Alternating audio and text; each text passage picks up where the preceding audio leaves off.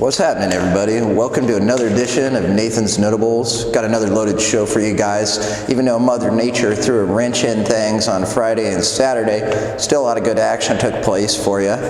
And so it was an exciting week. I made it out to Fairbury Swimming and on Tuesday, and then I made it to the Thayer Central basketball game against Sandy Creek on Thursday.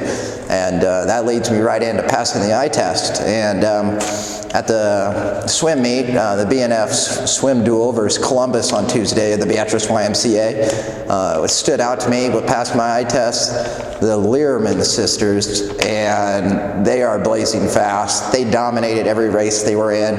Nobody kept up with them. And McQuina and Mikasa, they were on two relays together that won, and they each won two individual events. And so that's kind of a big time deal. And if you didn't know, McQuina has the fourth fastest time in the 50 freestyle in the state this year. That's very impressive.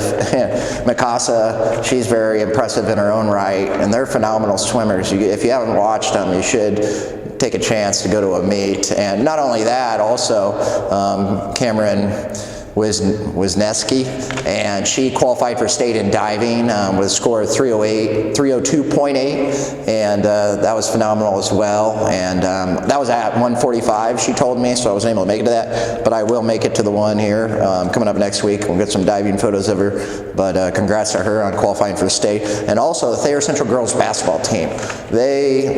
What stood out to me is they forced 33 turnovers against Sandy Creek. That's suffocating defense. Their zone. They mix up full court press, and they have a nice balance. Clan Hovel and head coach Andy Long, they implement a nice defense, and they get after it on the defensive end, and it really everybody gives effort on that team, and they play as in and on the offensive end, they're very unselfish. 3 players hit double digits. Chloe Sourdike had a game high 14 points. She's a sophomore, and Emily Welch had 12, and Sydney Hoddle had 11. And Sydney Hoddle actually was our athlete of the week, and really great shooter from 3-point range. And they're a fun team to watch, and they get after it. And so those are the two teams that passed my eye test for this week.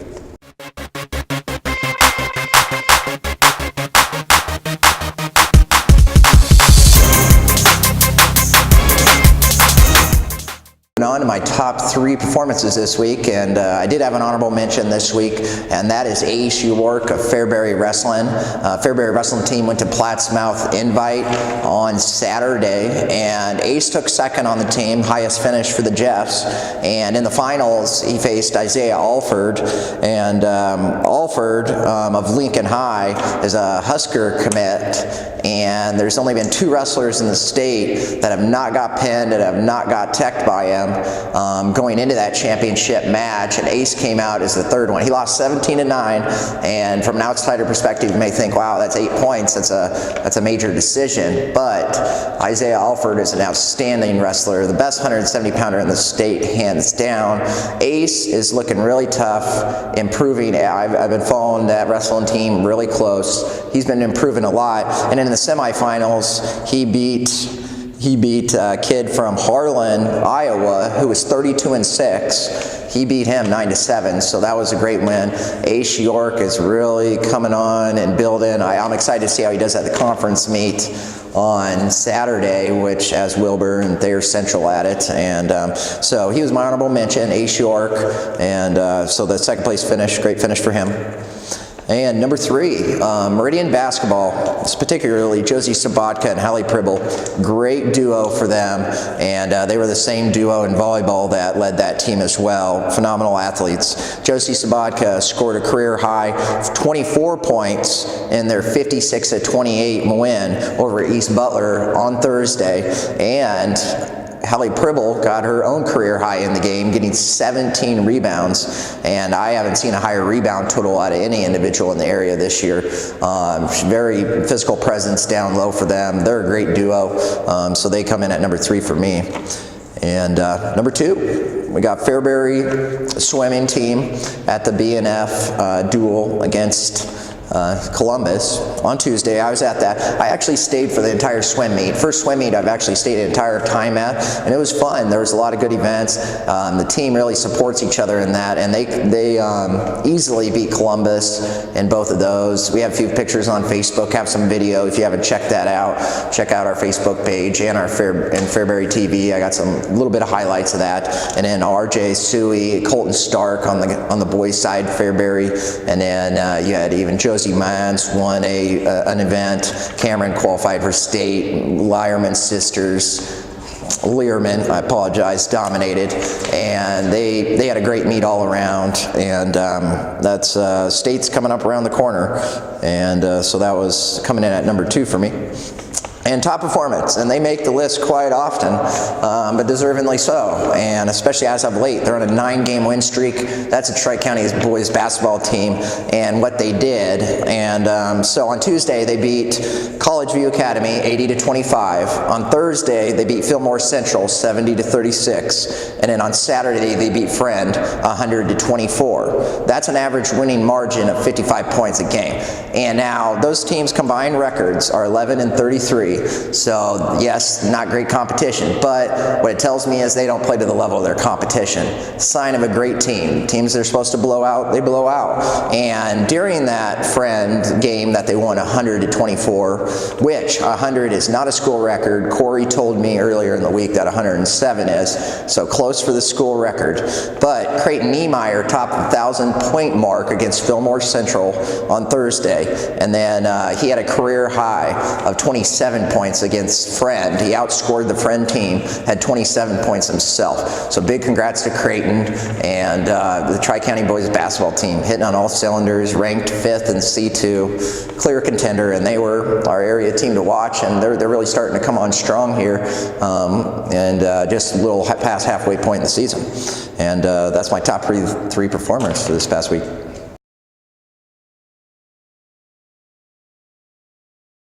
My favorite photo this week is a photo I took during the Thayer Central boys basketball game against Sandy Creek on Thursday, and that was in Hebron.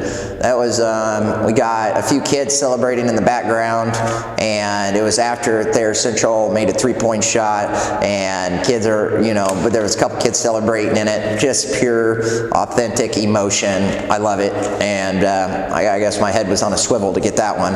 Can't always get those, but I was glad I caught that, and that was my favorite photo this week.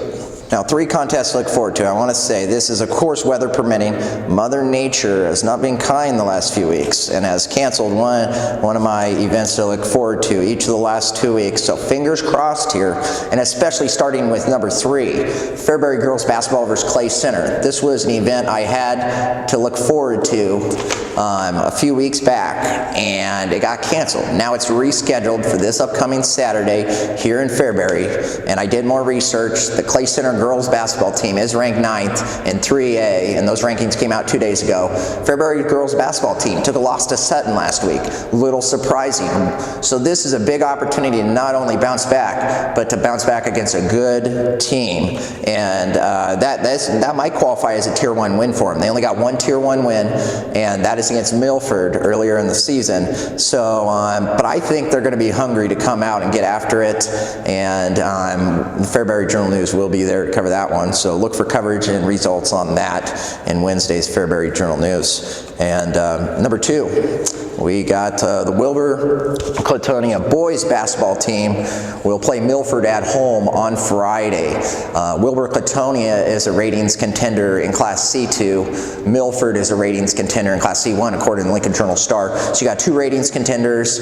Wilbur-Clatonia is 11-3, and Milford is 12-3. And Wilbur is 3-3 in their last 6 contests after starting the season 9-0, I believe. So I want to see kind of actually 8-0. So I want to see the way they respond. That would be a good getting back on track win for them. Certainly a ton of potential there. And I just seen, in their losses, they have if they can pair their good offense with their great defense, they're going to come around, and they definitely have potential to do that. So that's a fun one that you may want to make it to there on Friday. And number 1 is the Southern Nebraska Conference Wrestling Tournament. That's going to be on Saturday, starting at 10 a.m. at Thayer Central High School in Hebron. And we got Fairbury, we got Wilbur-Clatonia, and Thayer Central, obviously, will be the area teams that'll be at that. And the wrestling teams that'll be there are Centennial, David City, Fillmore Central, Milford, Sandy Creek, Superior, Sutton. So we got, out of all those teams, a lot of quality wrestlers mixed in with those teams. And I guess I'm going to throw out a few matchups you can look for there. If you're, man, what's a great matchup you should know. And Keegan Casey, 3rd ranked Class D, 126 pounds. He could see Lee Carlson for the 3rd time this season from Sutton. He's ranked number 1 in Class C. He's beat Casey by 1 point, and each of the times maybe a 2-point match as well. Actually, 2-point match first time, 1-point match second time.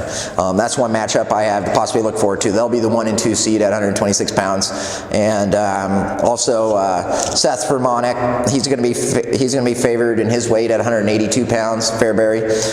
He'll have to get through 5th ranked Class C Spencer Allen of David City, though. He'll probably be the number 2 seed, so Seth could get a good quality win under his belt there.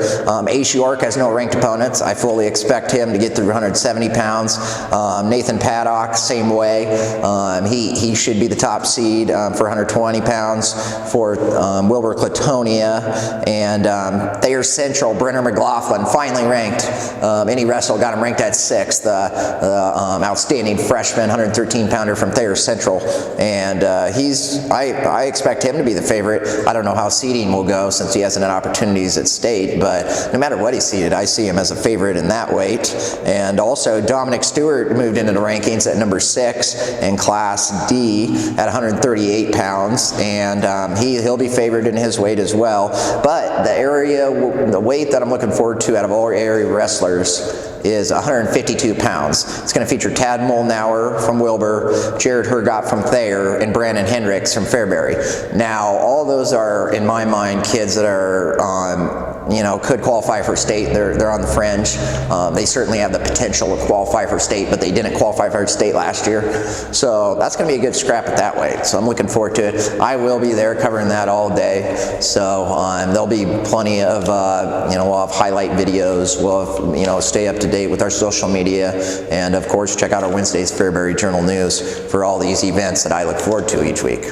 But that should do it for this week's edition, and I appreciate you tuning in. And as always, stay tuned to our social media, and we'll see you again next week here on Nathan's Notables.